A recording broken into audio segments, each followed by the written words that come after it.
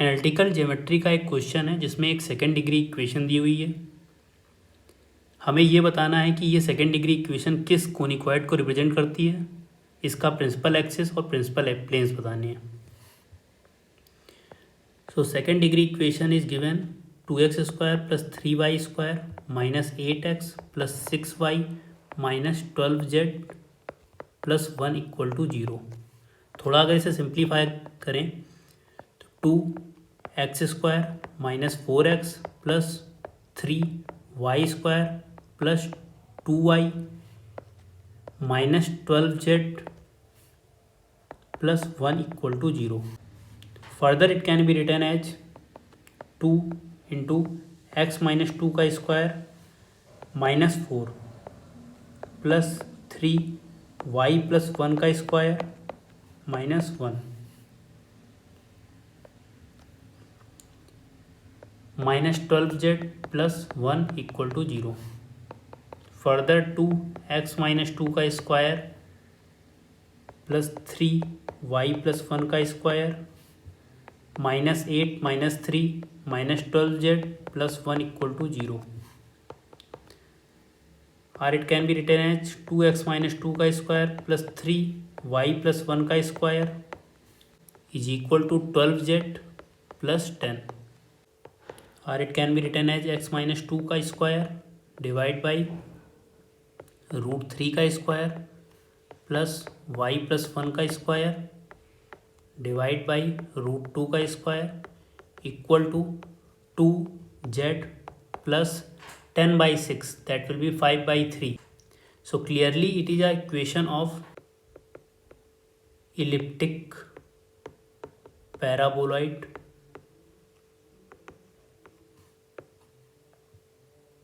with center at 2 and -1, 0. हमारे पास second degree की equation given है। ये सेकेंड डिग्री इक्वेशन किस कोनिक्वाइड को रिप्रेजेंट करती है ये बताना है, प्रिंसिपल एक्सिस और प्रिंसिपल प्लेन्स बतानी है। तो इसका एक फिक्स प्रोसीजर है, that is f = ax² + by² + cz² + 2fyz + gzx + hxy + 2ux + vy + wz + d। इस सेकेंड डिग्री की इक्वेशन से हम इसे कंपेयर कराएंगे। Then we will calculate discriminating cubic, that is AHG AHG BF FC -λ -λ -λ।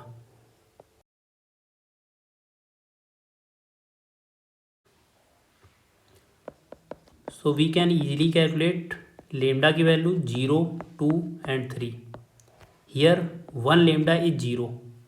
Direction cosines of axis corresponding to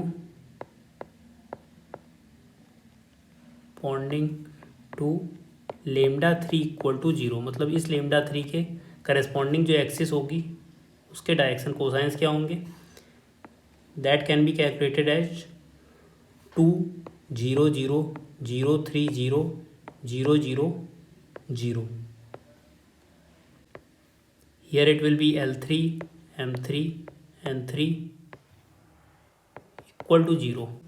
L3 M3 N3 का ratio निकल आएगा, यहाँ पर 0, यहाँ पर 0 और इसके नीचे 1. Further it can be written as √L3² + M3² + N3² divide by √0² + 0² + 1². So it will be 1. Hence the required reduced equation will be λ1x² + λ2y² + 2kz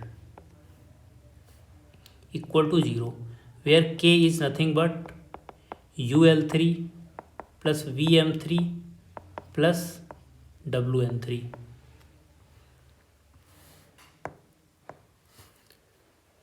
यहाँ पर लेमडा की value 2x², λ2 is 3, 3y² + 2.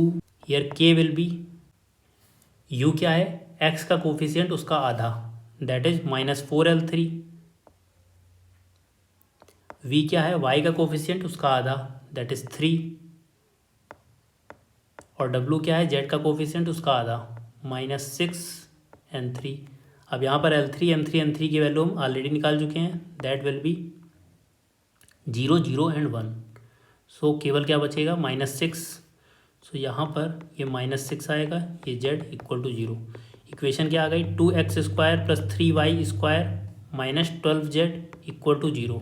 And this is nothing but elliptic paraboloid.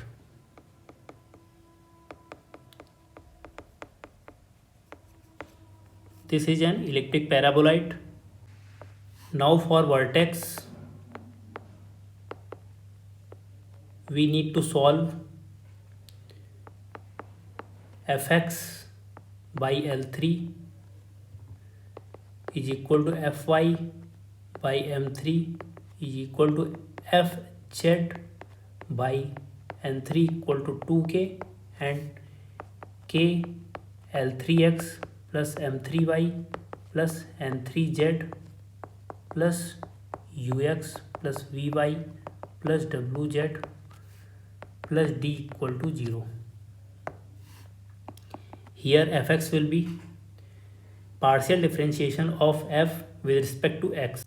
So that will be 4x minus 8 divided by L3 is 0, m3 is 0 and n3 is 1 and 2k is -6. Fy that will be 6y plus 6. Fz will be partial differentiation of f with respect to z, that will be -12. Hence we got x equal to 2, y equal to -1. अब इस part को solve करेंगे, that is k की value -6, L3 m3 0, n3 is 1, u is -4 मतलब x के coefficient का आधा, that is -4x, v is y के कोफिशिएंट का आधा, that is 3 and w is z के कोफिशिएंट का आधा, दैट इज -6z हो जाएगा, plus d is 11 constant term. Further solve करते हैं इसे, तो ये यहाँ पर ये आ जाएगा -4x plus 3y -6z that is -12z plus 11 equal to 0. अब यहाँ पर x की वैल्यू 2 रख देते हैं, तो -8 हो जाएगा, इधर -3 आ जाएगा, -12z plus 11 equal to 0. So we got z equal to 0. Hence x equal to 2, y equal to -1 and z equal to 0. So vertex will be 2, -1 and 0. Further we have to calculate equation of principal axis, equation of principal axis. The equation of principal axis will be a line passing through this vertex whose direction cosines are L3, M3, N3. Y minus beta upon M3 is equal to Z minus gamma upon N3. So the equation of principal axis will be x minus 2 upon 0 is equal to y plus 1 divided by 0 is equal to z minus 0 upon 1. Now for equation of principal planes, that will be fx equal to 0, fy equal to 0. Fx